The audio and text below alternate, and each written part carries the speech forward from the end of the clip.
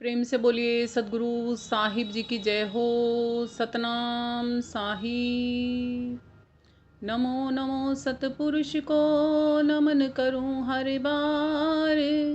नमस्कार गुरुदेव को जिन भेद दिया है सार। हे साहिब, आपका अनंत अनंत शुक्रिया, अनंत अनंत आभार। साहिब जी, आपकी सर्वदा ही जय जयकार। आदरणीय सर्व संतों की जय हो। उपस्थित आदर के योग्य सभी जीवात्माओं को मेरा नमन। सतनाम साहिब। हम सब में बैठे परमपिता परमात्मा को शत शत नमन। साथ संगत जी, आज चैत मास की पूर्णिमा का दिन है, जो कि हम हनुमान जयंती के तौर पर भी मनाते हैं। कहते हैं चैत मास के दिन हनुमान जी ने जन्म लिया था। हनुमान जी केवल एक प्रतिमा के रूप में ही सीमित नहीं है। हनुमान वह गहरा शब्द है अध्यात्म में, जिससे कि हमें पता चलता है हनु प्लस मान। हनु का मतलब होता है हनन कर देना, और मान का मतलब होता है अपने अभिमान को। जो भी व्यक्ति अपने भीतर में उतर कर अपने ईगो को, अपने अभिमान को मारना सीख जाता है, परमात्मा की दी हुई नियामत में रहना सीख जाता है, इस मैं को ख़त्म करके परमात्मा से जो दूरी बनी हुई है उसको मिटा देता है। जैसे ही अभिमान गिरता है, वैसे ही परमात्मा की शक्ति हमारे अंदर में प्रकट हो जाती है। जो व्यक्ति ऐसा करना सीख जाता है वही समझो हनुमान है। जैसे हनुमान जी ने अपने हृदय में राम जी का वास कर लिया था, और अपना सीना फाड़कर भी भरी सभा में दिखा दिया था कि उनके हृदय में सिर्फ और राम और राम और राम ही वास करते हैं। ऐसे ही हमारे हृदय में भी परमात्मा का, उस जिंदा राम का, उस अविनाशी राम का वास हो सकता है, यदि हम उसे प्रकट कर लेंगे तो। इसी भाव को स्पष्ट करने के लिए कबीर साहिब जी का हम भजन लेते हैं, जो कि अमर भजन है। आज सत्संग का आधार यही भजन रहेगा। साहिब अपनी श्रीवाणी में फरमाते हैं कि मुझको कहाँ ढूंढते हो। परमात्मा पूछता है, ए बंदे, मुझे कहाँ ढूंढता है बाहर? मैं तो तेरे अंतःकरण में ही, तेरी श्वासों में और तेरे विश्वास में ही मौजूद हूँ।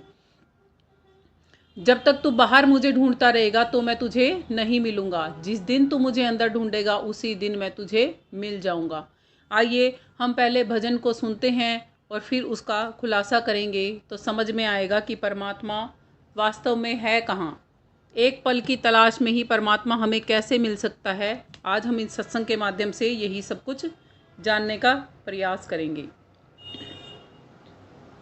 साहिब कहते हैं, मोको कहाँ ढूंढे रे बंदे, मैं तो तेरे पास में, मैं तो तेरे पास में, मैं तो तेरे पास में। मोको कहाँ ढूंढे रे बंदे, मैं तो तेरे पास में, मैं तो तेरे पास में, मैं तो तेरे पास में। मोको कहाँ ढूंढे रे बंदे। ना मैं तीरथ ना मैं मूरत, ना मैं एकांत निवास में। ना मैं तीरथ ना मैं मूरत, ना एकांत निवास में। ना मैं मंदिर ना मैं मस्जिद, ना मैं मंदिर ना मैं मस्जिद, ना कबे कैलाश में। मोको कहाँ ढूंढे रे बंदे, मैं तो तेरे पास में, मैं तो तेरे पास में, मैं तो तेरे पास में। मोको कहाँ ढूंढे रे बंदे, मैं तो तेरे पास में। ना मैं जप में ना मैं तप में, ना मैं जप में ना मैं तप में, ना व्रत उपवास में। ना मैं जप में ना मैं तप में, ना व्रत उपवास में। ना मैं क्रिया कर्म में रहता, ना मैं क्रिया कर्म में रहता, ना ही योग संन्यास में। ना ही योग संन्यास में, ना ही योग संन्यास में, मोको कहाँ ढूंढे रे बंदे, मोको कहाँ ढूंढे रे बंदे। मैं तो तेरे पास में, मैं तो तेरे पास में, मैं तो तेरे ही पास में, मोको कहाँ ढूंढे रे बंदे। मैं तो तेरे पास में, नहीं मैं प्राण नहीं मैं पिंड में, नहीं मैं प्राण नहीं मैं पिंड में, ना ब्रह्मांड आकाश में, ना ब्रह्मांड आकाश में, ना ब्रह्मांड आकाश में, ना मैं प्राण ना मैं पिंड में, ना ब्रह्मांड आकाश में, ना मैं त्रिकुटी भंवर गुफा में, ना मैं त्रिकुटी भंवर गुफा में, सब श्वासों की श्वास में, सब श्वासों की श्वास में, सब श्वासों की श्वास में, मोको कहाँ ढूंढे रे बंदे। मैं तो तेरे पास में, मैं तो तेरे पास में, मैं तो तेरे पास में, मोको कहाँ ढूंढे रे बंदे। मैं तो तेरे पास में, खोजी हो तो तुरंत मिल जाऊं, एक पल की ही तलाश में, खोजी हो तो तुरंत मिल जाऊं, एक पल की तलाश में। कहें कबीर सुनो भाई साधो, कहें कबीर सुनो भाई साधो, मैं तो हूँ तुम्हारे विश्वास में, मैं तो हूँ तुम्हारे विश्वास में, मैं तो हूँ विश्वास में, मोको कहाँ ढूंढे रे बंदे। मैं तो तेरे पास में, मैं तो तेरे पास में, मैं तो तेरे पास में, मोको कहाँ ढूंढे रे बंदे। कितनी सुंदरता से साहिब बताते हैं परमात्मा की निकटता के बारे में। कहते हैं मुझे कहाँ ढूंढते हो, मोको कहाँ ढूंढे रे बंदे, मैं तो तेरे ही पास में। साहिब कहते हैं परमात्मा को कहीं बाहर ढूंढने की जरूरत नहीं है। ये इंसान, तुझे बाहरी दुनिया में तूने परमात्मा को कहाँ कहाँ नहीं खोज लिया, पर मैं तो सबसे करीब सबसे निकट तेरे बिल्कुल पास ही बैठा हूँ। जैसे ही हमारी आँखें हमारे तन के और पलकों के सबसे निकट हैं, हमारी आँखें हमारी पलकों के सबसे निकट है ना, पर हमें ऐसे दिखाई नहीं देती। जब तक शीशे में ना देखो तो ऐसे दिखाई नहीं देती ना। आंखें देखती तो ज़रूर हैं, मगर ऐसे अगर पलकों को देखोगे आंखों को उठा के तो क्या दिखेंगी, नहीं दिखती ना। तो कहते हैं जैसे हमारी आंखें सबसे करीब हैं हमारी पलकों के, पर हमें दिखाई नहीं देती, ऐसे ही खुदा हमसे दूर नहीं है, मगर अज्ञानतावश हमें दूर लगता है। वो तो हमारे सबसे निकट है। साहिब अपने श्री अन्य साखी में हमें कहते हैं, है तेरा तुझमा ही देख ले, परते है प्रगट बोले। कहते हैं वो मालिक तेरा है, तुझ में ही है, पर्दे में रहकर प्रगट होकर बोलता है, मगर तुझे दिखाई नहीं देता। एक और अन्य साखी में साहिब कहते हैं, तेरा साही तुझ में बसे जो पहुपन में वास, कस्तूरी का मृग जो फिरी फिरी ढूंढत घास।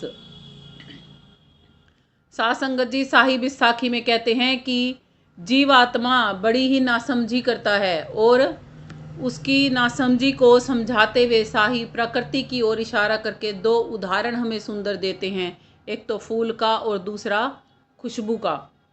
जैसे फूल के अंदर में खुशबू छिपी होती है और मृग की नाभि में कस्तूरी छिपी होती है। फूल के हर एक पत्ते में, जो फूल उगा होता है ना, उसके हर एक पत्ते में, हर एक पंखुड़ी में क्या होती है, खुशबू होती है।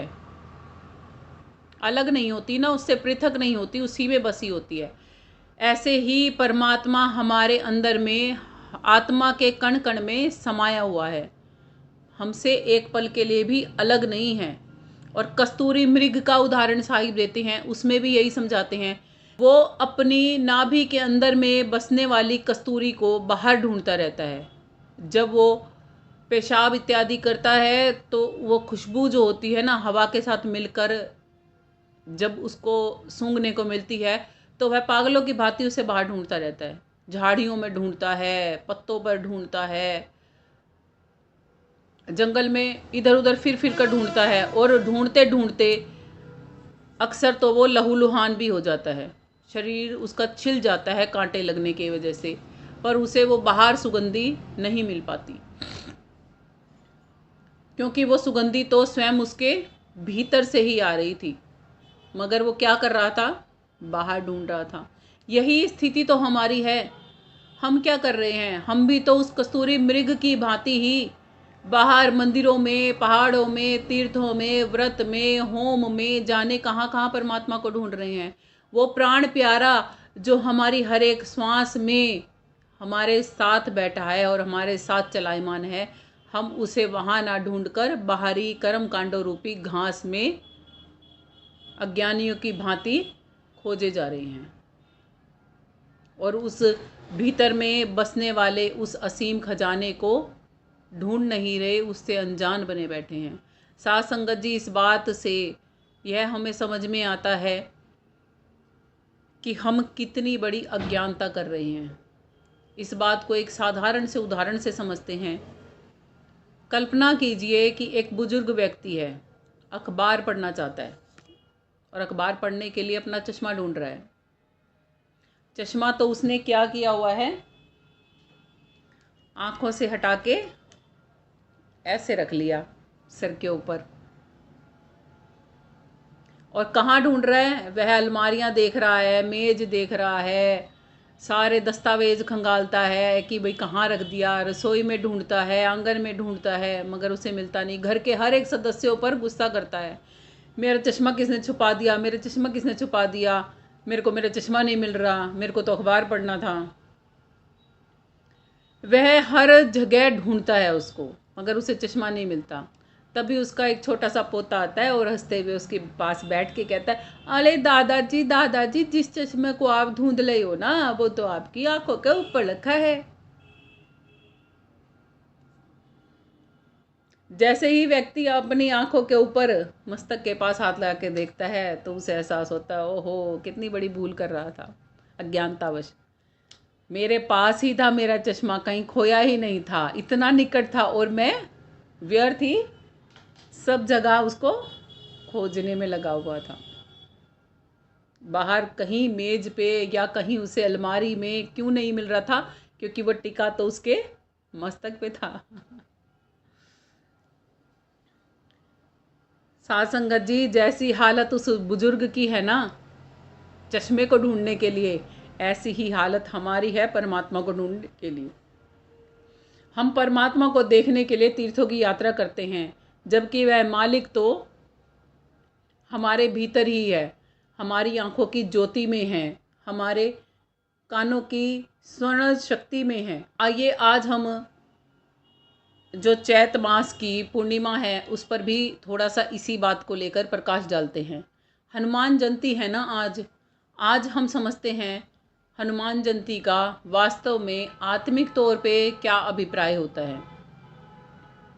हनु प्लस मान, जब तक इस अहम को, मैं के अहम को हम ढूंढते रहते हैं कि मैं हूँ, मैं करूँगा, मैं ये, मैं वो, तब तक हमारे कोई काम बनते नहीं हैं, और वो परमात्मा जो अंदर में बैठा है वो हमें मिल नहीं पाता। जिस पल गुरु की कृपा होती है और हमारा ध्यान उस मैं से हटता है और हम इस मैं रूपी शरीर से भी हटकर अंदर में इसके झांकते हैं, तब हमें पता लगता है कि जिसको हम जन्म जन्मांतरों से खोज रहे थे वह तो हमारे अंदर सदा से ही विराजमान था। यदि आप अपने इस मैं को मिटा लोगे, केवल खुद को शरीर समझना बंद करके अपनी आत्मिक शक्ति को जिस दिन पहचान लोगे, उस दिन आप भी हनुमान बनने लग जाओगे। मान का हनन करना सीख जाओगे तो हनुमान बन जाओगे। और मान किस चीज़ का है? ये मैं का, अहंकार का। आगे साहिब हमें कहते हैं, बाहरी सभी संसाधन जो हम अपना रखे हैं परमात्मा को ढूंढने के, उनको निषेध करते हुए साहिब कहते हैं, ना मैं तीर्थ ना मैं मूरत, ना मैं एकांत निवास में, ना मैं मंदिर ना मैं मस्जिद, ना काबे कैलाश में। साहिब कहते हैं कि ना ही तो मैं ईंटों पत्थरों के बने हुए किसी मूर्त या इमारतों में बंद रहता हूँ, ना ही मैं किसी काबे में रहता हूँ, ना ही मैं कैलाश की बर्फ़ की ढकी हुई चोटियों पर रहता हूँ, ना ही जो लोग एकांत में गुफाओं में वास करते हैं, ना ही मैं उनके पास रहता हूँ। मैं तो सभी जगह हूँ। साहिब इसीलिए कहते हैं, हर जगह मौजूद है पर नज़र आता नहीं, योग साधना के बिना कोई उसे पाता नहीं। बाहरी यात्रा तो केवल शरीर को थकाती है, मालिक तो रूह में बसता है और रूह में ही मिलेगा। रूह को मालिक से हम मिला नहीं पाते क्योंकि हम बाहर से ही थक जाते हैं। शरीर थकता है तो फिर मन थक जाता है, मन थक जाता है तो फिर रूह का मिलन नहीं हो पाता। साहिब अपनी अन्य श्री साखी में कहते हैं, पाहन पूजे हरि मिले तो मैं पूजूं पहाड़, पाहन पूजे हरि मिले तो मैं पूजूं पहाड़, तासे भली तो चाकी है जो पीस खाए संसार, तासे भली तो चाकी है जो पीस खाए संसार। साहिब अपनी साखी में हमें समझाते हैं कि किसी धर्म और मूर्ति की बुराई नहीं है। पूजा कर रहे हो आप तो बुराई नहीं है, बस अंधविश्वास पर चोट मारते हैं। जो अंधी श्रद्धा हमने बना रखी है ना, उस पर साहिब चोट मारते हैं। कहते हैं वहाँ पर भी जाके अगर आपके अंदर में भाव नहीं है उस मूर्ति के प्रति, आपके अंदर विश्वास नहीं है, आपके अंदर श्रद्धा नहीं है, तो वो मूर्ति भी आपका भला नहीं कर सकती। और अगर आप में विश्वास है तो बिना मूर्तियों के भी आपका भला होना निश्चित है। वे कहते हैं, केवल पत्थर की मूर्तियों को पूज लेने भर से हरि नहीं मिल जाते। मैं तो कब मिलता हूँ, परमात्मा तो छोटे से छोटे पत्थर में भी क्यों ना हो, वो वहाँ पर भी मिलेगा। आपका घट है ना, जो ये आपने निष्ठुरता से भर रखा है, इस घट में भी वो पत्थर ही भर रखे हैं ना, इस घट में भी मिल सकता है वो तो कहते हैं, मुझे पत्थर और पहाड़ को पूजने से नहीं मिलता, मैं तू अपने घट के अंदर मुझे पूज ले, मैं वहीं आसानी से और जल्दी से मिल जाऊंगा। मैं तो तेरे पूरे पहाड़ जैसे तन में भी रहता हूँ और परमात्मा इस तन में जल्दी से मिल सकते हैं। साहिब समझाते हुए कहते हैं, बेजान पत्थर की मूर्तियों से तो वो चक्की भली है जिसमें अनाज को पीसने से संसार का पेट का भरण पोषण तो होता है, जीवात्माओं का पेट तो भरता है। कहते हैं ऐसे पत्थरों से क्या फ़ायदा पूजने से, तुम बाहर ढूंढ रहे हो मुझे, मैं तो हर एक जीव की श्वासों दर श्वासों में बसता हूँ। भजन की पंक्तियाँ हमें यही समझाना चाहती हैं कि ना मैं तीर्थ ना मैं मूर्त। साहिब यह संदेश देना चाहते हैं, परमात्मा कोई वस्तु नहीं है कि किसी मंदिर के कोने में या किसी मूर्ति में छिपा हुआ मिल जाएगा या कोई उसके आगे कपाट बंद कर देगा। वो तो जीवित और जागृत शक्ति है जो परमात्मा है। जैसे चक्की का काम होता है अनाज पीसना, वैसे ही भक्ति का काम होता है अहंकार को पीसना। यदि पूजा करते रहेंगे हम अपने अहंकार की ही, तो कभी परमात्मा से मिलन ही नहीं होगा। और जितनी जो लोग बाहरी कर्मकांडों की पूजा करते हैं ना, वो उतने ही ज़्यादा अहंकार में फूल जाते हैं। उनको क्या चाहिए, मैंने इतना किया, मैंने इतना किया, गाते घूमते ना बढ़ाई, मैंने तो इतने का दान दिया, माइकों पे अनाउंसमेंट कराते हैं, हमने तो इतना दान कर दिया जी, हमने तो माला गलती हैं उनके, है ना, और आओ भगत की जाती है उनकी। क्या है ये सब कुछ, मालाएं क्यों डाली जाती हैं, क्यों आओ भगत की जाती है, और वीआईपी वीवीआईपी एंट्रीज मिलती हैं उन्हें दर्शनों की। फिर भगवान तो पक्षपाती हो गया ना, अमीरों का तो ज़्यादा हो गया, गरीबों का कम, और परमात्मा तो कहता है मैं तो सबका एक बराबर हूँ। तो ये बाहरी पूजा पाठ क्रियाकलापें, शारीरिक क्रियाएं परमात्मा को मिलाने के लिए काफ़ी नहीं हैं। उसको ढूंढने के लिए तो जिस दिन अंदर में उतरना सीख जाओगे, गुरु जब अंदर में उतरना सिखाते हैं, फिर बाहर की खोज स्वतः ही समाप्त हो जाती है, क्योंकि वो अंदर मिलते ही बाहर भी हर जगह मिल जाता है। जिस दिन अंदर मिल जाएगा ना, उस दिन बाहर भी मिल जाएगा। इसीलिए खोज समाप्त होती है। इसलिए नहीं होती कि वो अंदर ही है, बाहर नहीं है। वो हर जगह है, हर एक कण में, हर एक जर्रे जर्रे में उस परमात्मा की झांकी है। क्योंकि जो भी पूरे ब्रह्मांड में निर्मित है ना, वो निर्माण करने वाली शक्ति कौन है? वो परमात्मा ही तो है। जिसने निर्माण किया है, निर्माता वही होगा ना। तो इसीलिए ही वो परमात्मा तो हर जर्रे में है। हम सोचते हैं एक जगह, किसी एक मंदिर में, किसी एक मस्जिद में, किसी एक गिरजाघर, किसी एक गुरुद्वारे में, किसी कहीं ऐसे मिल जाएगा। ऐसे नहीं मिलता। वो तो जिस दिन मिलेगा ना, पहले आपको आपके अंदर मिलेगा। जिस दिन आपको आपके अंदर मिल जाएगा, उस दिन आपको बाहर सारी दुनिया में वो मिल जाएगा। सब ब्रह्मांड हर जगह वो मिल जाएगा। फिर कहीं ऐसी कोई जगह बाकी नहीं रहेगी जहाँ वो नहीं है। हर जगह नज़र आएगा। इसीलिए कहा है, योग साधना के बिना कोई उसे पाता नहीं। वो ध्यान योग की शक्ति जो है, वो हमें सच्चे शब्द भेदी गुरुओं से प्राप्त होती है। जब हमें गुरु ज्ञान दीक्षा देते हैं और हमें सिखाते हैं कि कैसे योग साधना करनी चाहिए, कैसे अपने अंदर में जाके अपने मन के अंदर पड़े हुए पंच विकारों को, काम क्रोध लोभ मोह अहंकार को नष्ट करना चाहिए, और मन को कैसे स्थिर करके सुरती में कैसे लो लगानी चाहिए। और सुरती की लो जब परमात्मा तक जुड़ जाती है, तो परमात्मा की शक्ति हम में पूर्ण रूप से प्रकट हो जाती है। आइए साथ संगत जी, एक दृष्टांत के माध्यम से हम इसको समझने की कोशिश करते हैं कि साहिब क्या समझाना चाहते हैं। आप कल्पना करिए कि एक व्यक्ति मरुस्थल में है, तपती धूप में कई दिनों से प्यासा है, उसकी जीभ सूख रही है और वह पानी पानी चिल्ला रहा है।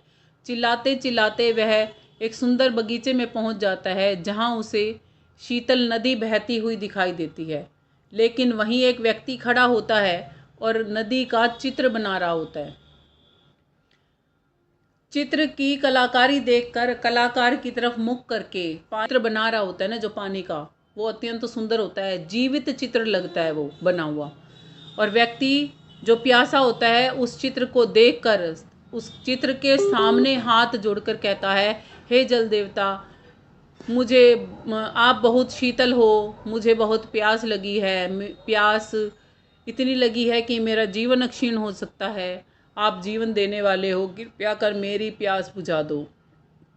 तस्वीर की तरफ वह प्यासा व्यक्ति घंटों हाथ जोड़े रखता है, तस्वीर की पूजा करता है, फल फूल इत्यादि चढ़ाता है, मगर उसकी प्यास नहीं बुझती।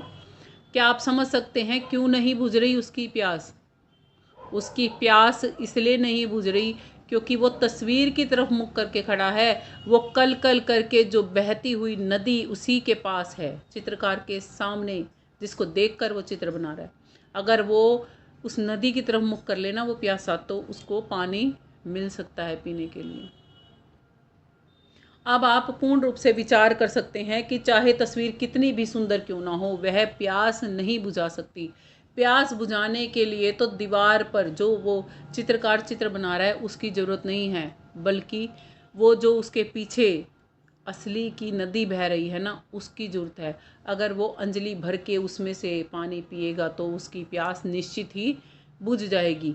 यही हमारा हाल है। हम बाहरी मंदिर मस्जिद तीर्थों और मूर्तियों में ही केवल परमात्मा की ओर इशारा करने वाले जो हैं, जो परमात्मा को दर्शाते हैं कि परमात्मा आपके अंदर कैसे है, उस तरफ मुड़ने की बजाय हम बाहर ही घूमते चले जाते हैं।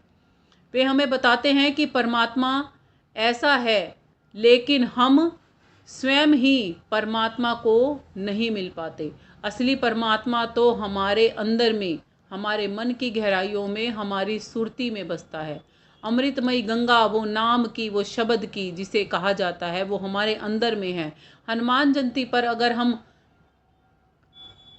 हनन कर लें अपने मान का और समझ लें कि भारी कर्मकांड और मूर्तियों में ही परमात्मा नहीं बैठा, और बाहर की पकड़ को छोड़कर हम अंदर रूहानी लहर से अगर जुड़ जाएंगे, तो हमारी तृप्ति हो जाएगी और हमें उस नाम के लिए कहीं बाहर फिर भटकना नहीं पड़ेगा। वो शब्द की शक्ति, वो परमात्मा की शक्ति हमारे अंदर ही हमें मिल जाएगी। आगे साहिब कहते हैं कर्म कांड को निषेध करते हुए, कहते हैं ना मैं जप में, ना मैं तप में, ना मैं व्रत उपवास में, ना मैं क्रिया कर्म में रहता, ना ही योग संन्यास में।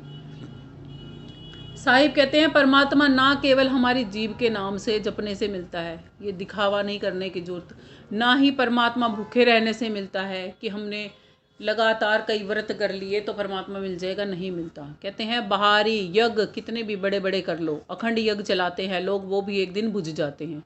क्रिया कर्म से, घर बार को छोड़कर सन्यासी बन जाने से, कोई वेशभूषा विशेष धारण कर लेने से ये मन वश में नहीं आता और मन का मैल नहीं धुलता। बाहरी योग और बाहरी तपस्या केवल बढ़ाती है तो हमारे अंदर के अहंकार को, ना कि हमें परमात्मा से मिला देती है। हमारा परमात्मा से मिलन मात्र हमारे खुद के अंदर जाने से होगा। अपने ही अंदर में ही जब हम ढूंढेंगे तो मिलेगा वो परमात्मा, क्योंकि हर एक घट के अंदर में वास करता है, बाहर कहीं दिखावे में वास नहीं करता। साहिब अपनी अन्य साखी से बताते हैं माला फेरत जुग भया, मिटा ना मन का फेर, अरे कर का मन का डारी दे, और मन का फेर। मन के इस मन के को फेरने को कहते हैं। कहते हैं हाथ के मन के को घुमाने से भी परमात्मा नहीं मिलता, क्योंकि ये भी एक कर्म कांड का ही हिस्सा है। साहिब फिर से अपनी साखी के माध्यम से भक्ति के उस दिखावे पर चोट करते हैं और कहते हैं युगों युगों से जो चला आ रहा है ना ये आडंबर, वे कहते हैं मनुष्य हाथ में माला लेकर इधर उधर घूमता रहता है, युग बीत गए उसको घुमाते घुमाते, उंगलियों के पोर घिस जाएंगे, मगर मन में पड़े हुई बुराइयां कभी नहीं मिटेंगी।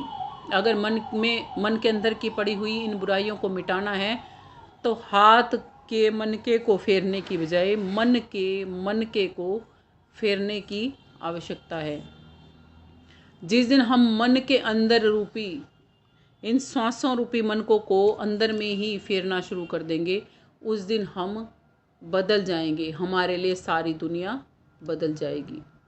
इसीलिए शायद किसी विद्वान ने कहा है कि जब खुद को बदल लोगे तो सारी दुनिया स्वतः ही बदली हुई नज़र आती है। जब तक हम खुद को नहीं बदलते तब तक दुनिया भी बदली हुई नज़र नहीं आती। और दुनिया को बदलने के लिए लोगों को बदलने की ज़रूरत नहीं है, बस खुद को बदलने की ज़रूरत है।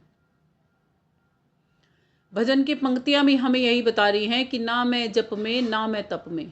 कहते हैं मैं ना ही जप में हूँ, ना ही माला फेरने में हूँ, असली मायने में तो मैं श्वासों की माला में हूँ। जिस दिन अंदर में घुस के श्वासों की माला को फेरना शुरू कर दोगे, उसी दिन परमात्मा मिल जाएगा। साहिब नसीहत देते हैं कि लकड़ी के मन के केवल बाहरी दिखावा है, आपको परमात्मा ने खुद मट्टी का ही बनाया है, इसलिए मट्टी के इस शरीर में जो मन रूपी मन का रखा है, जो श्वासों से फेर सकता है, उसको फेरोगे तो दिशा विहीन नहीं रहोगे, परमात्मा को पा जाओगे। संसार से मुख मोड़ के मालिक की तरफ मुख करोगे तो हजारों मालाएं अगर आप बाहर बैठ के फेर भी रहे हो ना, अगर एक माला भी अंदर में फेरोगे ना तो परमात्मा निकटता में है, वो वहीं मिल जाएगा। साथ संगत जी, हम एक और उदाहरण के माध्यम से इस बात को समझते हैं कि हमारा अंतःकरण कैसे मैला है और फिर कैसे साफ होगा।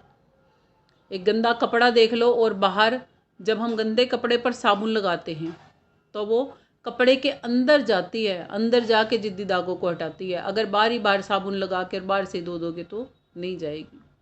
साथ संगत जी, आप कल्पना कीजिए कि आपके पास बहुत ही मैला कपड़ा है, बड़ा जिद्दी दाग लगे हुए हैं और कीचड़ से सना हुआ है। अब आपने उसको साफ़ करना है तो आप कैसे साफ़ करोगे? कोई खुशबूदार अगर महंगा शैम्पू उस पर डाल दोगे, साबुन डाल दोगे और उसको रगड़ोगे नहीं तो क्या वो साफ़ हो जाएगा? नहीं होगा। जब साबुन लगाते हो बढ़िया से अच्छी तरीके से और उसको रगड़ते हो और पानी नहीं डालते हो, घंटों की मेहनत करते हो तो टिकिया ख़त्म हो जाती है और बाहर का कपड़ा साबुन की महक से महकने लगता है। लेकिन यदि आपने रगड़ा नहीं उसको और अच्छी तरह रगड़ के साफ़ नहीं किया तो और पानी नहीं डालोगे तब तक वह साफ़ नहीं होगा, क्योंकि साबुन तो लगाया मगर उस पर पानी नहीं डाला तो वो साफ़ नहीं होता। जब तक कपड़े के अंदर में पानी गहराई तक नहीं जाएगा, वो भीगेगा नहीं, तब तक साबुन का भी अंश अंदर तक गहराई में नहीं जाता और फिर आप उसको रगड़ोगे तो मैल निकल जाएगा। ऐसे ही हमारा अंतःकरण है कि हम बाहरी व्रत तो करते हैं, बाहर से व्रत करने का मतलब है कि बाहरी साबुन तो लगाते हैं, मगर अंदर में सत्संग रूपी गंग में उस मन को डुबोते नहीं हैं, तो बाहर का साबुन वो इसीलिए काम नहीं आता। बाहरी तीर्थों पर जाकर हम शरीर को तो गंगा जी में नहला सकते हैं, शरीर को तो ठंडक मिल जाएगी, मगर मन को ठंडक नहीं मिलती जब तक मन के अंदर में ज्ञान धारा प्रवाहित नहीं होती। इसीलिए ही हमारे मन के अंदर काम क्रोध लोभ मोह रूपी कीचड़ बसा ही रहता है, हमारा मन सना ही रहता है। जिस दिन परमात्मा के साबुन और पानी का असर होगा ना आप पर, उस दिन वो मन के अंदर से ये सारा काम क्रोध लोभ मोह अहंकार निकाल बाहर करेगा। गुरु के नाम रूपी जल से जब हम खुद को धोते हैं तो ये सब मैल उतरने लग जाता है। जब तक हम अपने मन में गुरु के नाम रूपी जल से नहीं धोएंगे और जब तक सुमिरन रूपी साबुन के साथ में जब तक उसको रगड़ा पट्टी नहीं करेंगे, तब तक हम हनुमान जयंती का असली महत्व ही नहीं समझ पाएंगे। हम हनुमान जयंती बाहरी ही तौर पे मनाते रहेंगे, अंतःकरण की हनुमान जयंती हमें मनानी ही नहीं आएगी, क्योंकि बाहरी साबुन से अहंकार नहीं छूटेगा जब तक प्रेम रूपी जल में उसको डुबो डुबो के साबुन नहीं लगाओगे। आगे साहिब कहते हैं स्थान के बारे में, जगहों के बारे में बताते हैं। कहते हैं कि मैं बाहरी किसी चीज़ में नहीं हूँ, मैं तो कहाँ हूँ। कहते हैं ना मैं प्राण ना मैं पिंड में, ना ही ब्रह्मांड आकाश में। क्यों मना कर रहे हैं साहिब? हर जगह तो हैं, प्राणों में भी हैं, पिंड में भी हैं, ब्रह्मांड में भी है, आकाश में भी है, तीर्थों में भी है, व्रतों में भी है, हर जगह है साहिब। फिर क्यों मना कर रहे हैं? क्योंकि वहाँ ढूंढने से पहले हमें अपनी हर एक श्वास में उस परमात्मा को महसूस करना पड़ेगा, देखना पड़ेगा, तब हमें वो हर जगह मिलेंगे। नहीं तो हर जगह होने के बाद भी हमें कहीं नहीं मिलेंगे। साहिब कहते हैं ना मैं त्रिकुटी भंवर गुफा में, ना सब श्वासों की श्वास में। असली मर्म खोलते हुए साहिब कह रहे हैं कि परमात्मा केवल शरीर रूपी इस पिंड में, ना केवल ऊंचे आकाश में, वो कहीं ऐसे नहीं मिलता। जब तक हम बाहर ढूंढेंगे तब तक वो नहीं मिलेगा। वो तो हमारी आती जाती हर एक श्वास में बसा हुआ है। जब तक श्वासें चल रही हैं तब तक मालिक का साथ हमारे साथ बना हुआ है। जो ढूंढ लेता है उसके श्वास छूटने के बाद भी वो परमात्मा उसके साथ ही रहता है आत्मा के। और जो आत्माएं परमात्मा को श्वासें रहते रहते ढूंढ नहीं पाती, फिर परमात्मा भी उसे मिल नहीं पाता। त्रिकुटी और भंवर गुफा ये रूहानी मुकाम हैं, उसमें भी प्रकाश होता है और प्रकाश से ही प्रकाशित है ये रूहानी मुकाम। साहिब फिर भी समझाते हैं, कहते हैं कि इनको भी पाने के लिए पहले तो श्वासों का सुमरण बहुत ज़रूरी है करना, खुद में आना बहुत ज़रूरी है। जब तक खुद में नहीं आओगे तब तक परमात्मा का भेद मिलेगा ही मिलेगा नहीं। कितनी भी कोशिश कर लेना, ऐसे तो परमात्मा मिलने वाला है ही नहीं। आगे साहिब कहते हैं जो तिलमाही तेल है, जो चकमक में आग, तेरा साईं तुझ में बसे, जाग सके तो जाग। साध संगत जी साहिब अपनी अन्य श्री साखी में हमें समझा रहे हैं, बड़ी गुप्त सत्ता के बारे में भेद दे रहे हैं। कहते हैं जो तुझे बाहर दिखाई देती है ना, उनमें किसी में भी मुझे ढूंढ पाना ऐसे संभव है ही नहीं। कितना सुंदर उदाहरण दे रहे हैं साहिब, कितना सटीक है। कहते हैं जो तिलमाही तेल है और जो चकमक में आग, दो उदाहरण दे दिए ना। तिलों के अंदर जैसे तेल बसता है, तिलों के बाहर क्या तेल आपको दिखाई देता है? ऊपर से तिल को घुमा घुमा के देख लो, कहीं तिलों में तेल नज़र आता है क्या? नहीं नज़र आता ना। कैसे नज़र आता है? जब कोलू में तिलों को पीड़ा जाता है तो तुरंत तेल प्रकट हो जाता है, तुरंत प्रकट हो जाता है ना। ऐसे ही शरीर के अंदर में अपने जब मन को पीड़ोगे ना तो तुरंत परमात्मा प्रकट हो जाएगा। अब देखो दूसरा उदाहरण साहिब कितना सुंदर दे रहे हैं। कहते हैं जो चकमक पत्थर के अंदर आग होती है ना, छूते रहो चकमक पत्थर को, क्या वो आग प्रकट हो जाएगी? क्या करना पड़ता है? आपस में घर्षण करना पड़ता है। जब उनको घिसोगे, रगड़ोगे आपस में, बार बार लगातार रगड़ोगे तो उसमें से चिंगारियाँ निकलनी शुरू होती हैं। ये पंक्तियाँ हमें क्या समझा रही हैं? ये पंक्तियाँ हमें यही समझाती हैं साहिब कैसे श्वासों में रहता है। श्वास अंदर भर रहे हो, बाहर छोड़ रहे हो, अंदर भर रहे हो, बाहर छोड़ रहे हो। सब संसाधनों को छोड़ के केवल श्वासों पर ध्यान एकाग्र करो। केवल महसूस भी करोगे ना, श्वास अंदर भर रहे हो, फिर छोड़ रहे हो, भर रहे हो, छोड़ रहे हो, भर रहे हो, छोड़ रहे हो, इतना भी मात्र करोगे ना तो आपको उस ऊर्जा के स्रोत का पता लगेगा। आपको पता लगेगा हम जीवित कहाँ से हैं। आपके अंदर में खुद से ही ठहराव आने लगेगा। इतना भी मात्र करने से, हम इतना भी नहीं करते। और इस पर जब गुरु का नुक्ता चलता है, जब इन श्वासों के ध्यान पर आप आते हो और गुरु जो हमें बताता है श्वासों में कैसे हमें परमात्मा को याद करना है, कैसे हमें परमात्मा को पाने के लिए पुकार करनी है, तो फिर परमात्मा ना मिले ऐसा नहीं हो सकता। जो पाता है वो ही कहता है ऐसा नहीं हो सकता। जिसने नहीं पाया वो तो कहता है कुछ भी नहीं हो सकता। सब उसको तो बकवास ही लगती है, वो असलियत से रूबरू ही नहीं हो पाता। इसीलिए कहा जाता है परमात्मा का वो ऊर्जा स्रोत हमारे अंदर हमें जीवित रखे हुए है। और हमारा जीवन कहाँ से चल रहा है? क्या कहते हैं एक मुर्दे के लिए क्या नहीं आया? श्वास ही तो नहीं आता,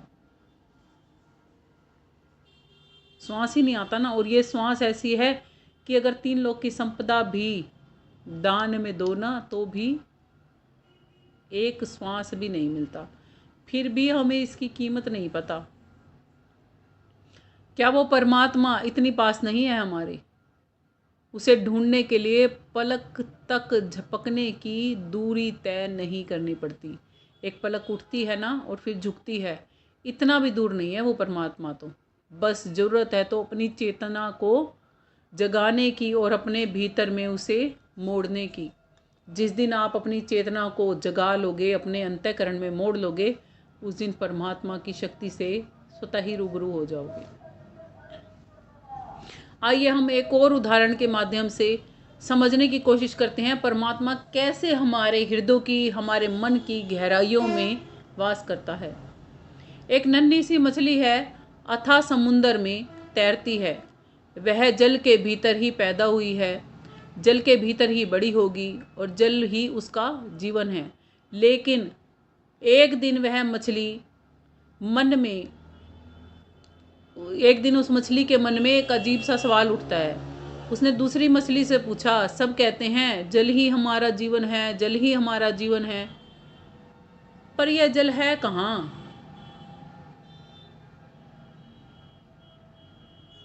समझ गए अब क्या पूछ रही है? एक मछली जो छोटी सी है वो बड़ी होगी, बड़ी मछली से पूछ रही है कि सब कहते हैं जल ही हमारा जीवन है, जल ही हमारा जीवन है। जैसे हम कहते हैं ना परमात्मा के भरोसे हैं, हम तो परमात्मा के भरोसे हैं। कोई पूछ ले परमात्मा है कहाँ? परमात्मा तो हर जगह है। अब कोई कहेगा दिखता तो है नहीं। अब जैसे उस मछली को जल में रहने की आदत तो है, जल के बिना जीवित तो नहीं रह सकती। और फिर वो क्या कह रही है, मुझे तो कहीं दिखता नहीं कि जल ही जीवन है।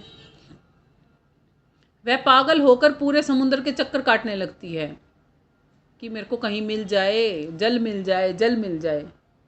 वस्तुतः वो है कहाँ? जल में ही तो है। हम कहाँ हैं? हम क्या कर रहे हैं? परमात्मा मिल जाए।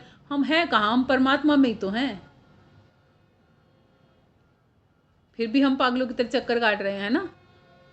हजारों मील वो मछली चलती है, ऊंची ऊंची लहरों में कूदती है, पाताल तक की गहराइयों तक वो जाती है, पर कहीं पर भी उसे जल नजर नहीं आता अलग से।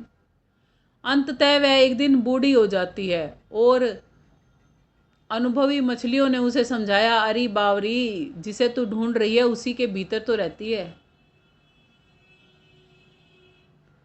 वह तेरे ऊपर भी है, तेरे नीचे भी है, तेरे दाएं भी है, तेरे बाएं भी है, यहाँ तक कि वह तो तेरे शरीर के हर एक रोम रोम के भीतर भी समाया हुआ है। वही तो है जल।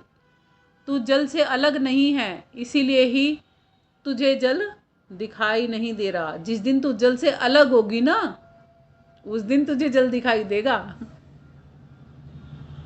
इसीलिए संतों ने बड़ा सुंदर हमें सिखाया है, कहते हैं जीवित मरिए और भवजल तरिए।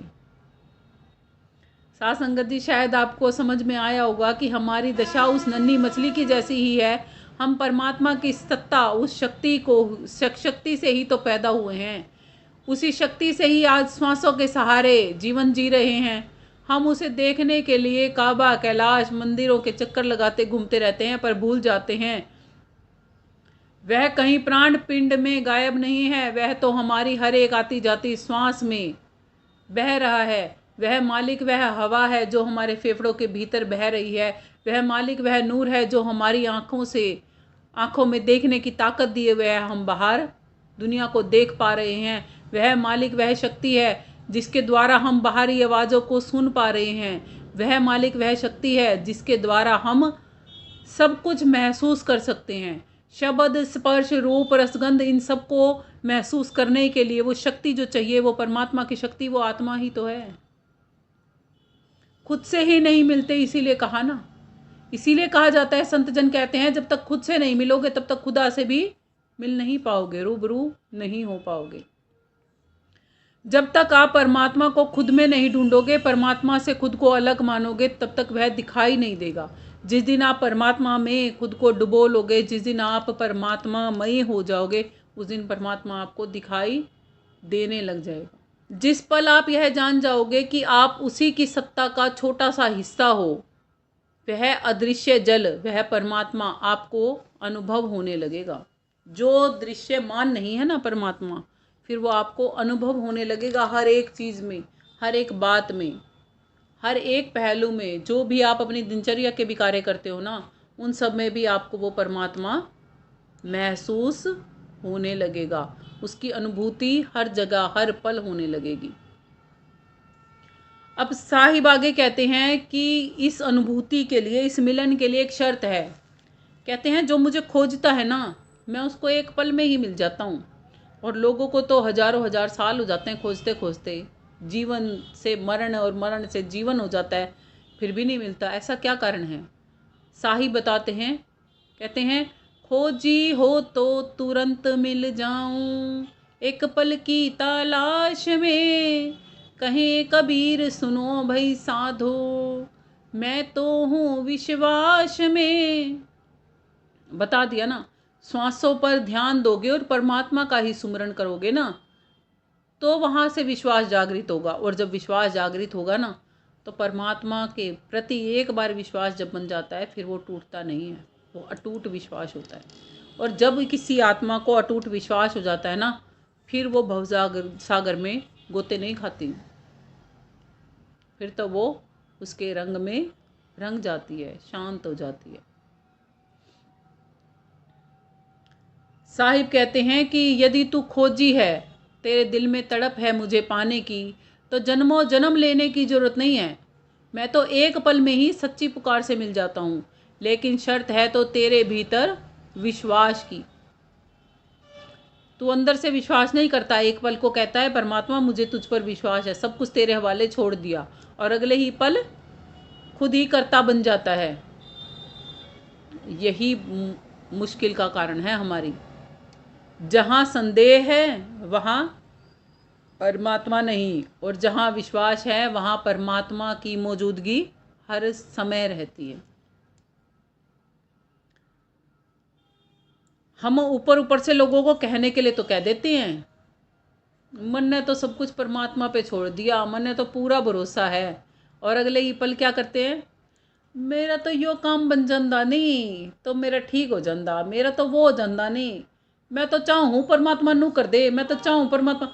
अरे परमात्मा ऐसे कर दे, परमात्मा कोई तेरे हाथ की कठपुतली है जो जैसा तू चाहेगा वैसा करेगा? यदि परमात्मा पे भरोसा है तो छोड़ दे, फिर परमात्मा जैसा करेगा। ये अंदर में विश्वास होना चाहिए, जो परमात्मा कर रहा है, जो परमात्मा ने अब तक मेरे साथ कर दिया और जो आगे करेगा परमात्मा, वो सब मेरे हितकर है, इसीलिए मेरे जीवन में हो रहा है। मुझे नहीं जानना आगे मेरे साथ क्या होगा, मुझे नहीं जानना पीछे मेरे साथ क्या हो लिया, इस पल में भी मुझे नहीं जानना कि परमात्मा मुझसे क्या अच्छा और क्या बुरा करवाएगा। जो करवा रहा है ना, अच्छा ही है बस। अगर मेरे नसीब में बुराई मिलने लिखी है ना, तो वो बुराई भी अच्छी है। अगर यदि मेरे नसीब में अच्छा बनना लिखा है ना, तो वो अच्छा भी मंजूर है मुझे, क्योंकि सब चीज़ें परमात्मा से ही तो हैं। परमात्मा ने क्यों दो चीज़ें बनाई, एक अच्छाई एक बुराई। परमात्मा चाहता तो केवल अच्छाई अच्छाई बना देता, बुराई बनाता ही नहीं। पता है फिर हमें फ़र्क कैसे पता चलता कि अच्छाई और बुराई भी होती है।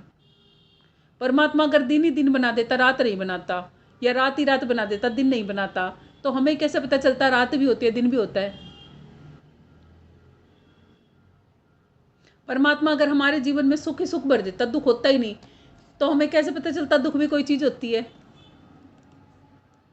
समझे ना? तो हर चीज़ का अपना महत्व है, दुखों का भी महत्व है और सुख का भी महत्व है। ये नहीं है कि किसी का महत्व नहीं है, बस ये है कि हमारा नज़रिया कैसा है उस दुख और सुख को देखने का। हम अपना नज़रिया जब परमात्मा के नज़रिए के साथ मिला के देखते हैं ना, तब हमें हर दुख भी सुहावना लगता है। और जब हम अपने नज़रिए को परमात्मा से विपरीत करके देखते हैं ना, तब हमें हर एक चीज़ सुख देने वाली भी ऐसा प्रतीत होती है कि मुझे दुखी दे रही है।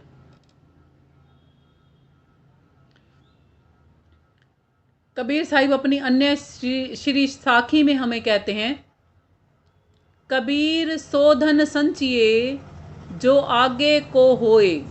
कबीर सो धन संचिए जो आगे को होए। शीस चढ़ाई पोटली लेत जात ना देखा कोई। शीस चढ़ाए पोटली ले जात देखा ना कोई। साहिब की ये श्रीवाणी, ये श्री साखी हमें क्या सिखा रही है? वो असली वेल्थ कमाने के लिए, असली संपत्ति की पहचान हमें करवा रही है और हमें समझा रही है कि हे मनुष्य, तू उस धन को इकट्ठा कर, संचय कर, जो तेरी मौत के बाद भी परलोक में तेरे काम आएगी। इस लोक में भी तेरा काम आएगी और परलोक में भी तेरे काम आएगी। वो संपत्ति इकट्ठी करना। तू ये संसारी संपत्ति, धन दौलत, सोना चांदी, माया की पोटली बना रहा है, गठड़ियाँ बांध रहा है, इसको तो मैंने कभी किसी को साथ ले जाते देखा ही नहीं। ऐसा कोई नहीं देखा आज तक, किसी ने भी नहीं देखा होगा कि कोई किसी की धन की पोटली बांध के और सिर के ऊपर लेके और खुद ही जा रहा है कि भाई मैं तो जा रहा हूँ इस दुनिया से। देखा है? अरे वो तो ये साहिब का दिया हुआ शरीर भी यहीं छोड़ के जाता है, जिस शरीर में आके बैठ के हम काम कर रहे हैं सारे। मालिक का दिया हुआ है ना ये तन। ये तन भी यहां से नहीं लेके जा सकते हम। फिर कौन सी पोटलियां लादने में लगे हुए हैं? सब यहीं का यहीं धरा रह जाएगा। और आपको तो ये पता ही है कि 108 देशों पर राज्य करने वाला सिकंदर भी खाली हाथ गया था। पिछले सत्संग में भी आपको बताया था कि उसने 3 नियामतें लिखवाई थी अपने उसमें कि मेरे जनाजे को कौन उठाए? मेरे जनाजे को सभी वैद उठाएं। क्यों उठाएं?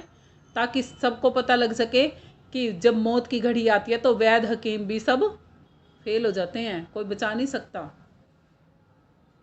दूसरी नियामत क्या लिखवाई थी कि मेरी अर्थी, मेरा जनाजा जब चले तो हीरे सोने चांदी बिखेरे जाएं, ताकि दुनिया वालों को ये नसीहत मिल सके कि मेरे साथ जितनी मैंने ये धन दौलत इकट्ठी की थी कुछ भी नहीं जा रही।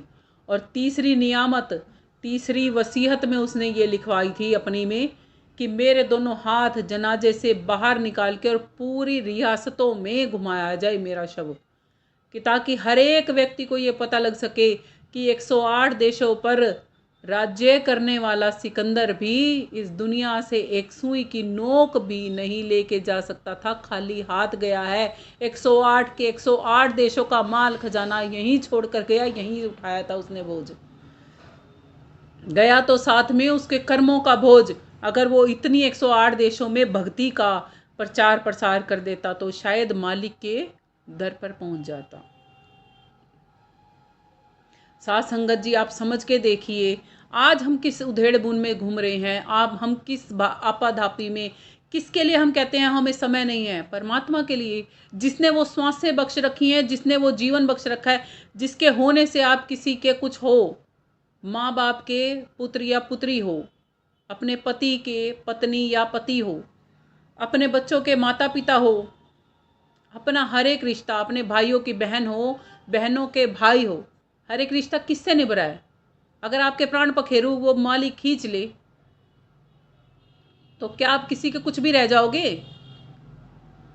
क्या आप कर लोगे? इतने बड़े बड़े व्यवसाय जो चला रखे हैं कर लोगे? फिर क्यों उसका शुक्राना नहीं है हर श्वास में? हर एक आती जाती जाती श्वास में क्यों नहीं कहते हे परमात्मा तेरा शुक्रिया, इस सांस को भी भर लिया, इस श्वास को भी भर लिया? क्योंकि ये श्वासें बड़ी सस्ती हैं, आती हैं जाती हैं, हमें पता ही नहीं चलता कब आ गई कब चली गई। अरे ये श्वासें बड़ी सस्ती नहीं है, ये श्वासें इतनी अनमोल हैं कि एक भी बार नहीं आई तो आपका बंटा ढार। फिर कोई मनुष्य, कोई देव, किसी में वो ताकत नहीं कि आप में एक विश्वास डाल के और आपको पुनः जीवित कर दें। ये कलाएं तो बस केवल मात्र संतों को आती हैं। और संत परमात्मा के वो देवदूत होते हैं कि जो हर किसी पर इतनी जल्दी मेहरबान नहीं होते, क्योंकि जो खुद पर अपने आप पर मेहरबानी सारी उम्र नहीं करता, उस पर संत भी क्यों मेहरबानी करेंगे? इसीलिए कहा जाता है कि जब तक बंदा खुद पर खुद से दया नहीं करता ना, तब तक तो परमात्मा की दया के भी वो काबिल नहीं होता, काबिल नहीं होता। लोग सोचते हैं कि ऐसा ही होगा, सत्संग सुना दिया चलो भाई छुट्टी। नहीं जी, सत्य का संग करना ही दुर्लभ है इस जगत में। असत्यता में तो हम लगातार घूम ही रहे हैं, घूम ही रहे हैं।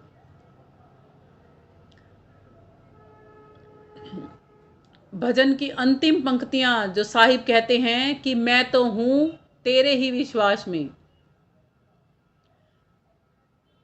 वह आगे जाने वाले धन माल खजाने के बारे में कहते हैं कि इसको कितना भी कमा ले ये यही छूट जाएगा ना। केवल तेरा विश्वास परमात्मा के प्रति कि मैं तो परमात्मा का हूं और परमात्मा मुझे अपने साथ लेकर ही जाएगा।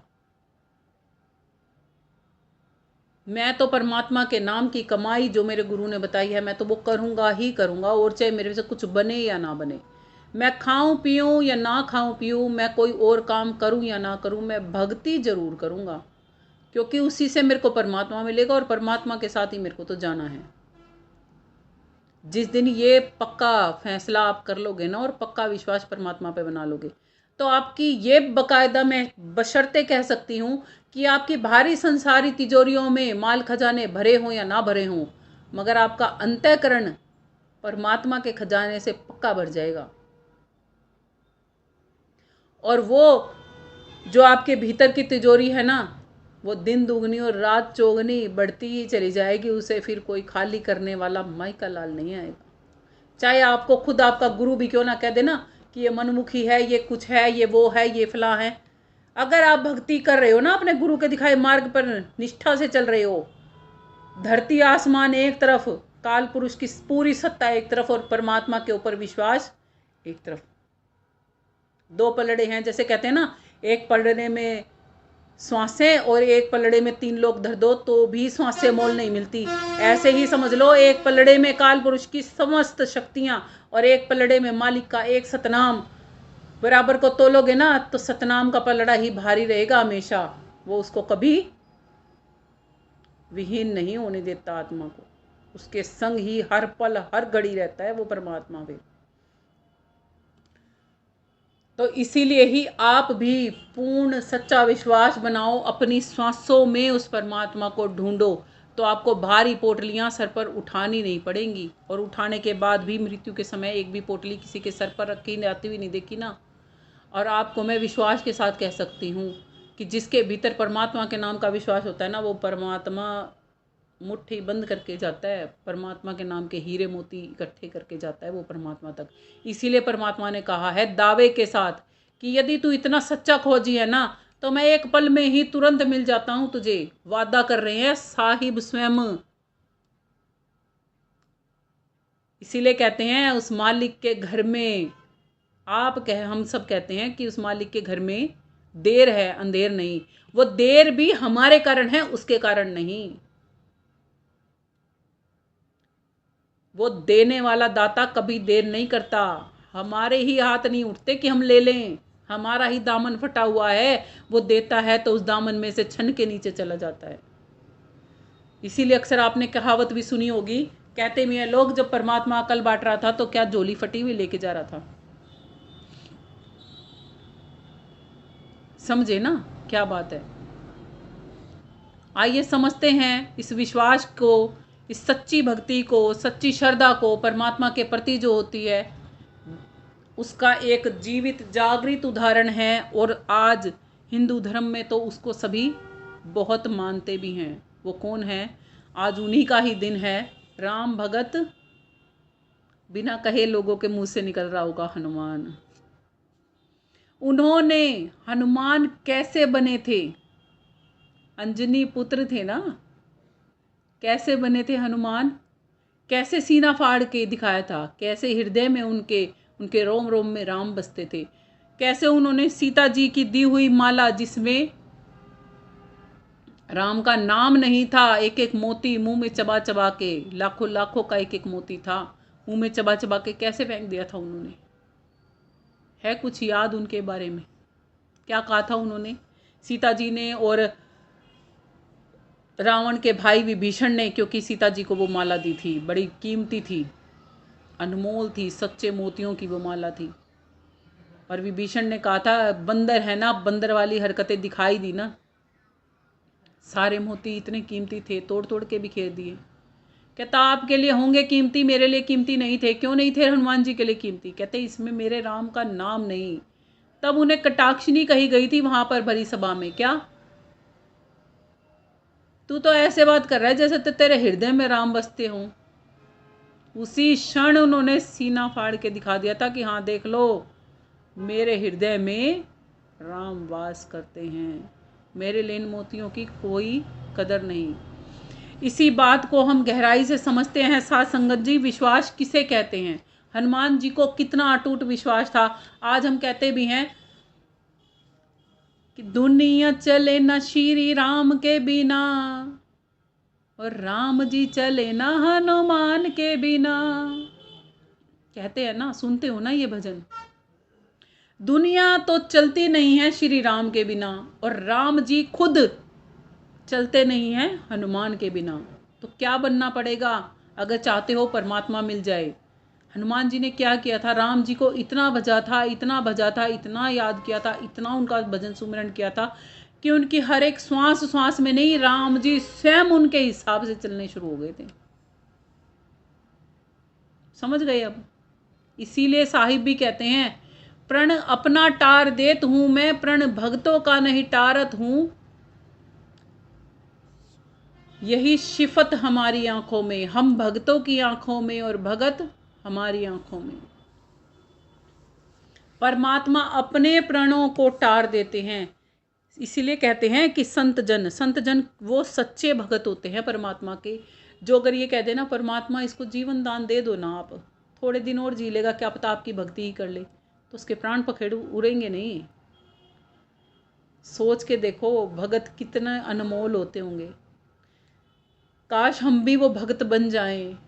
काश हम भी हनुमान की भांति अपने हृदय में हर पल के लिए राम को समाहित कर पाएं, और हम भी एक दिन अपना सीना फाड़ के अगर कोई हमें पूछे तो दिखा पाएं कि हाँ देखो, हमारे हृदय में भी वो जिंदा राम, वो असली राम बसता है, जिसे हम पूजते हैं, जिसकी हम आराधना करते हैं। साथ संगत जी, आइए आपको ये दृष्टांत एक बारी फिर से पूर्ण रूप से सुनाते हैं। एक बार सीता माँ जी ने हनुमान जी पर प्रसन्न होकर उन्हें बहुत ही कीमती मोतियों की माला भेंट की। हनुमान जी ने उस मोतियों की माला को एक एक मोती बड़े घुमा घुमा के देखे, कहीं पर भी राम नाम अंकित नज़र नहीं आया। उन्होंने माला तोड़कर एक एक मणि को अलग अलग किया और बड़ी ही सादगी से उन्हें चबा चबा कर देखने लगे कि कहीं इनमें राम नाम अंदर ही हो, बाहर नहीं है तो। इस पर वहाँ बैठी सभा में लोगों ने पूछा कि आप ऐसा क्यों कर रहे हो? तो हनुमान जी ने बड़ी सादगी से जवाब दिया, मैं तो इन मोतियों के बाहर भीतर अपने राम को खोज रहा हूँ। जिस वस्तु में मेरे राम का वास नहीं वह तो मेरे लिए खास नहीं, मेरे तो किसी काम की नहीं।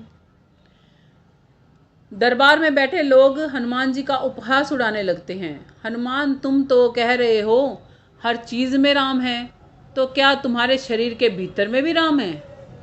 ऐसे ढूंढ रहे हो तुम तो हर चीज़ में राम हो, ऐसे जैसे तो तुम्हारे भीतर में राम बसता हो।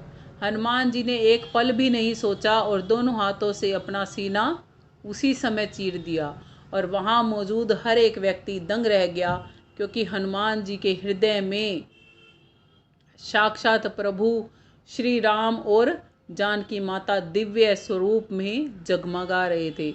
उनके रोम रोम में राम नाम की ध्वनि गुंजारित हो रही थी। साथ संगत जी, आप समझ के देखिए हनुमान जी का सीना चीरना क्या था। यह कोई अचरज या आश्चर्यजनक बात नहीं थी, बल्कि उनका पूर्ण विश्वास था। हनुमान जी ने अपने अभिमान का हनन कर दिया था और साक्षात परमात्मा को अपने अंदर प्रकट कर दिया था। और वो कहते हैं ना, प्रत्यक्ष को प्रमाण की आवश्यकता नहीं होती। उन्होंने राम को कहीं बाहर काबे, कैलाश, तीर्थ मंदिरों इत्यादि में नहीं ढूंढा था। उन्होंने तो अपने उस अडिग विश्वास में हृदय के उस सिंहासन में अपने राम को बिठा लिया था, जहाँ से फिर पुनः उतार पाना संभव नहीं था किसी के लिए भी। साथ संगत जी, साहिब हमें यही बात समझा रहे हैं कि खोजी हो तो तुरंत मिल जाऊं। हनुमान जी ने अपने इस पिंड रूपी देही के अंदर में अपने अभिमान को चीर दिया था, अपने अहंकार को मार कर उस परमात्मा को ही अपने भीतर में प्रकट कर लिया था। जिस दिन हमारा विश्वास हनुमान जी जैसा अडिग और निशंक हो जाएगा ना, उस दिन कोई ताकत नहीं है हमें कि जो हमें परमात्मा से विहीन रख दे। हमें फिर बाहर कहीं के भी चक्कर लगाने नहीं पड़ेंगे। उस क्षण से ही, उस पल से ही वह साहिब, वह मालिक हमारे सामने रूबरू खड़े हो जाएंगे, क्योंकि परमात्मा के और हमारे बीच में फिर कोई दूरी नहीं रहेगी। हमारे अंदर में भी इतना विश्वास होना चाहिए कि वो नूर से जगमगा उठे और फिर हर समय वो नूर हमारे अंग संग रह सके। अपने विश्वास के उस नूर में ही हम हर समय समाये रहें। ऐसे ही हम हनुमान बन सकते हैं। और सही मायने में तब ही वो समझना कि हम हनुमान जयंती और चैत मास की इस पूर्णिमा के सही हकदार हैं मनाने के, जिस दिन हम इस कार्य को करने में सफल हो जाएंगे। साथ संगत जी, हम हाथ जोड़ के विनती करते हैं परमात्मा से कि हे दयालु सद्गुरु, हे कुल मालिक, हे रहम दिल दाता, आज चैत मास की इस पूर्णिमा पर, इस प्रकाश पर्व पर, हनुमान जयंती के इस मंगलमयी अवसर पर हमें अपनी शरण में, आपके चरणों में शीश झुकाते हैं। हे परमात्मा, हे साहिब, आज हम सभी यही पुकार करते हैं कि हम भी हनुमान बन जाएं, हनन कर पाएं अपने मान का। हे मालिक, हमें वो रूहानी शक्ति बख्शें, हमारी ऐसी बुद्धि हो, ऐसा हम में विवेक जागृत हो कि हम अपने भीतर बैठे हुए मैं रूपी अहंकार का हनन कर सकें। जैसे कि हनुमान जी आपके चरणों में अपना सर्वस्व अर्पित करके आपके अंग संग रहते थे, आप उनके अंग संग रहते थे, वैसे ही हमें भी अपनी इस मैं मेरी की दीवार को गिराने की पूर्ण शक्ति दें और अपने चरणों की हमें धूल बना लें। हे प्राण प्रिय, हे प्रभु, हमें भी वह अडिग विश्वास प्रदान करें जो तर्क और संदेहों से परे हो। हमें वह दिव्य शक्ति दें जो हमें आपको ईंट पत्थरों, महल, मस्जिदों इत्यादियों में ढूंढने के लिए मजबूर ना करे। हम अपनी श्वासों के हर एक संपादन में आपको पहचान सकें। हम आपको हर पल, हर घड़ी, हर क्षण महसूस कर पाएँ। हे दाता, जैसे हनुमान जी ने अपने हृदय में केवल आपका ही वास कर लिया था, वैसे ही हमारे भी सुने हृदय रूपी मंदिर में केवल मात्र आपकी भक्ति हो, आपका वास हो, निस्वार्थ प्रेम की हमें भी दाद बख्शें।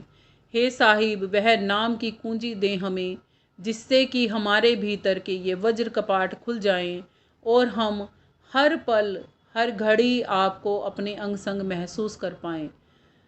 अपनी दया मेहर का हाथ साहिब हमारे सर पर सदा ही बनाए रखना। हे कुल मालिक, हे सच्चे सद्गुरु, हमें केवल अपना ही सहारा और अपनी ही ओट बख्शना। साहिब हम सब आपकी शरण में हैं, हमारी रक्षा करना। इसी के साथ में आज के सत्संग को यहीं विराम करते हैं। प्रेम से बोलिए सद्गुरु साहिब जी की जय हो। सतनाम साहिब।